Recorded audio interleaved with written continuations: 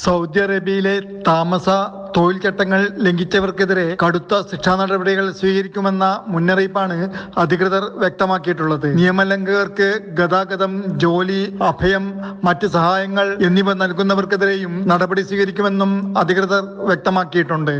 നിയമലംഘകർക്ക് 1 ലക്ഷം റിയാൽ വരെ പിഴയും പരമാവധി 6 മാസം വരെ തടവ് ശിക്ഷയുമായിരിക്കും ലഭിക്കുക.